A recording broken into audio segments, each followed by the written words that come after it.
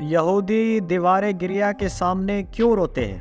دیوار گریہ کیا ہے؟ مسلمانوں کے نزدیک اس دیوار کی کیا اہمیت ہے؟ اگر آپ ان سوالات کے جواب ڈھونڈ رہے ہیں تو ہم آپ کو آج کی اس ویڈیو میں ان تمام سوالات کے جواب دینے جا رہے ہیں، تو آپ ہمارے ساتھ ویڈیو کے آخر تک جڑے رہیے گا۔ اس دیوار کو دیوار گریہ اسی لیے کہا جاتا ہے کہ یہودی اس دیوار کے پاس آ کر آہوازاری کرتے ہیں۔ یہ وہی دیوار ہے جس کو مسلمان دیوار براق کہتے ہیں، اور عرف عام میں اس کو ویسٹرن وال یعنی مغربی دیوار بھی کہا جاتا ہے۔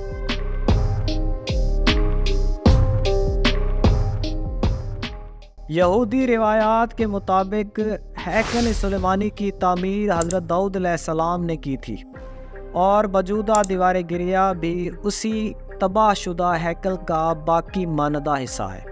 یہ مقام دنیا کے قدیم ترین شہر یروشلم یعنی بیت المقدس میں واقع ہے۔ یہ مقام یہودیوں کے لیے بہت اہم اور مقدس ہے۔ مسلمان اسی دیوار کو مسجد اقصی کا حصہ سمجھتے ہیں۔ معراج کی رات رسول اللہ صلی اللہ علیہ وآلہ وسلم کا براق اسی مقام پر آ کے رکا تھا۔ اسلامی روایات کے مطابق ہیکل سلیمانی حضرت داؤد علیہ السلام نے تعمیر کرنے کا منصوبہ بنایا تھا۔ ہیکل سلیمانی سے پہلے یہودیوں کا کوئی خاص مقدس مقام نہیں تھا۔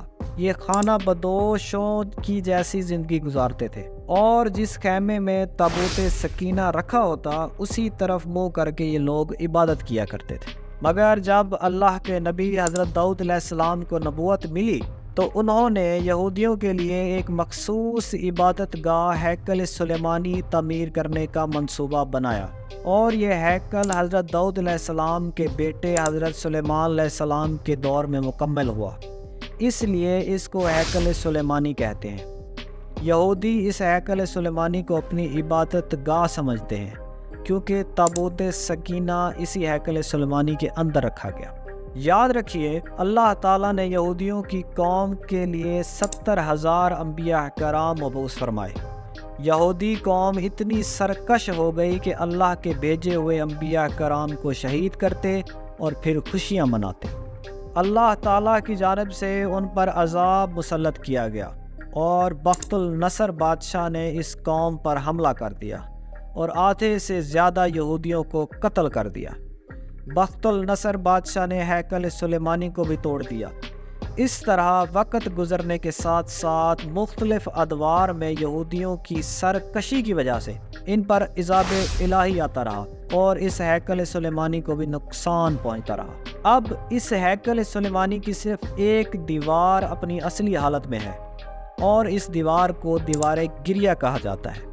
یہودی دیوار گریہ کے پاس جا کر روتے ہیں، آہوازاری کرتے ہیں، اپنے آپ کو پیٹتے ہیں کہ ہائے، ہم اس عظیم و عالی شان ہیکل کی حفاظت نہ کر سکے۔